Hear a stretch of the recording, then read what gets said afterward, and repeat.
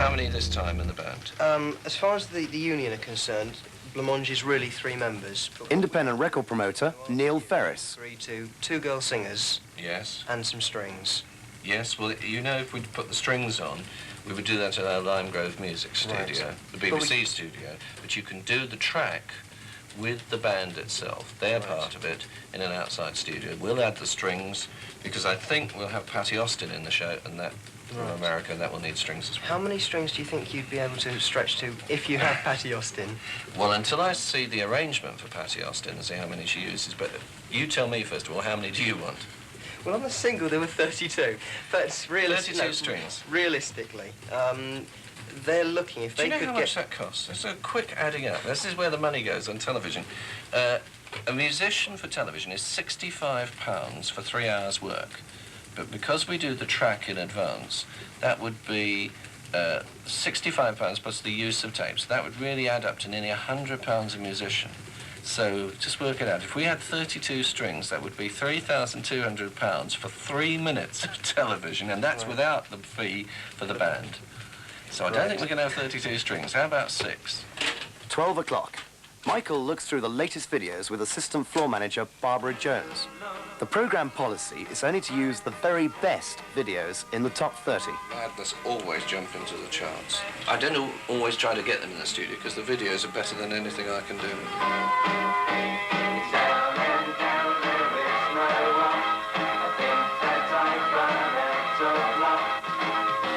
I did that gag in the 2 Ronnies. Of course, no matter how good the video is, the record must first get into the charts.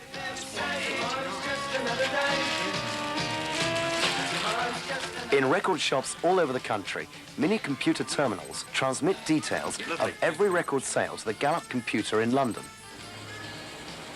And at midnight on Tuesday, the computer prepares Britain's new national chart.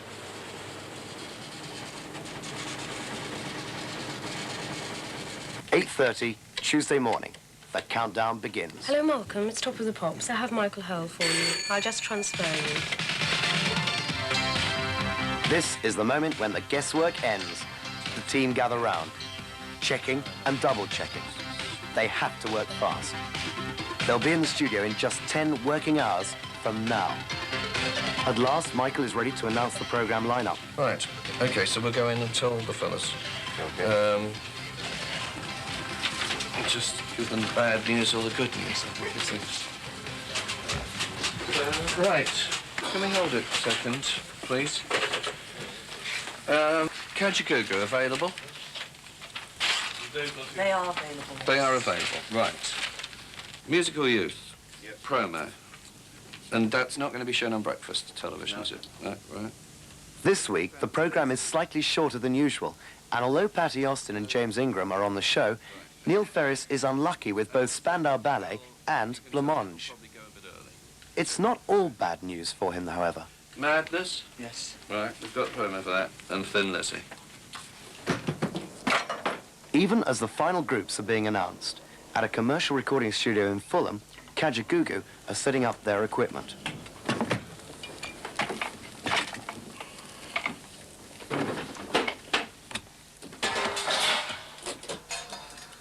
In order to comply with the agreement between the Musicians' Union and the BBC, each group must re-record a single every programme that they appear on.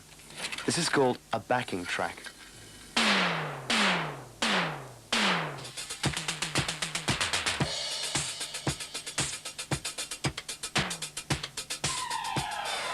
Meanwhile, back at Television Centre, Michael talks through the technical aspects of the programme. Every last detail is planned. On a show as complex as this, nothing can be left to chance. Facing towards camera 2, and we then will go past him to reveal Area C background. That's right, so you go past the DJ, Gary Davis, and you reveal Area C. Now, you've got the floor plans. We would want everything happening here. We'd need smoke and dry ice. And if we... Can we get those flash boxes again? Now, I think from the lighting point of view, Bert, if we could have light to sound on that one, I think that's quite important. So they finish the number, pan over to him, and he introduces then Musical Youth. With a mere 6 working hours before the show, Kajagoogoo put the finishing touches to their track. Each instrument is recorded separately onto a different track of the multi-track tape. This ensures that the engineer can get the best possible mix as he tries to recreate the exact sound of the record. Can you put some instruments in? Otherwise, there's no actual musical notes for me to sing to and I could be flat. Again. All I'm hearing is bass and drums. Pick and choose things you wear. Feel free to look around with no obligation. Times have changed, so break new ground. Feel free and take your time. Take a little extra time, more time with no obligations. T minus 30 minutes. The studio has finished rehearsing and the audience start to arrive.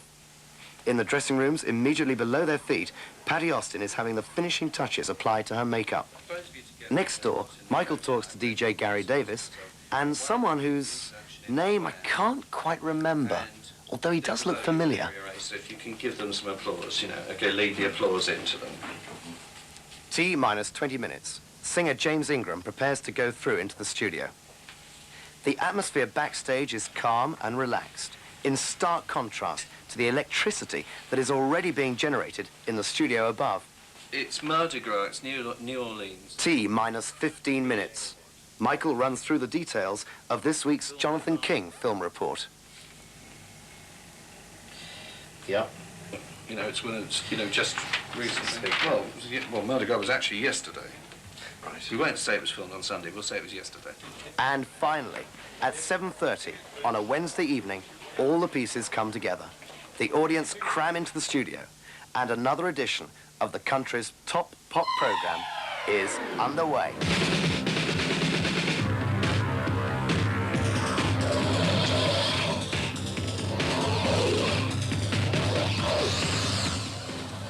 Track and go. 1 and 5, 8 and 6. Off you go on 1. 2.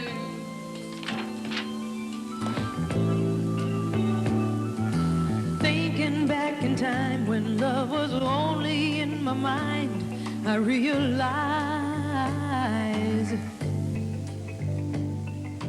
ain't no second chance.